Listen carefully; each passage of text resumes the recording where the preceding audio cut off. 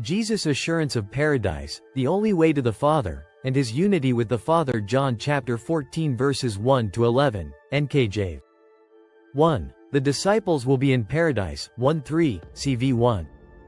1. Let not your heart be troubled. You believe in God, believe also in me. Why did Jesus tell them not to let their heart be troubled? It may be because he has said he should leave them soon. John chapter 13 verse 33a. They could not come where he was going. John chapter 13 verse 33b. And Peter would deny him 3 times. John chapter 13 verse 38. Jesus acknowledged their belief in God as the history of the Jews was led by God. Jesus asked them to believe also in him, 1b, before telling them what he was going to do for them in v2:3. See v2:3. 2. In my Father's house are many mansions. If it were not so, I would have told you. I go to prepare a place for you. 3. And if I go and prepare a place for you, I will come again and receive you to myself, that where I am, there you may be also. My Father's house, 2a, may be paradise. Luke chapter 23 verse 43. There are many mansions there. Jesus will prepare more mansions if needed. 2. If the mansions for them are ready, Jesus will come again and get them so that they may be also where Jesus is. 3. So the disciples will be in paradise eventually. But as for the Jews, they would die in their sin and could not come to paradise. John chapter 8 verse 21. Unless they believe in Jesus, the Messiah. John chapter 8 verse 24. 2. Jesus is the only way to the Father. 4:6, CV 4:6. 4. And where I go you know, and the way you know. 5. Thomas said to him, Lord, we do not know where you are going, and how can we know the way? 6. Jesus said to him, I am the way, the truth, and the life. No one comes to the Father except through me. Jesus already told them he was going back to him who sent him. John chapter 7 verse 33. But Thomas didn't know both where Jesus was going and the way to go there. 5. Jesus' answer, 6, shows where he was going is the Father, and the way is Jesus. And Jesus is the only way to the Father. 6b. 3. Knowing, seeing, Jesus is knowing, seeing, his Father. 7:11, CV 7.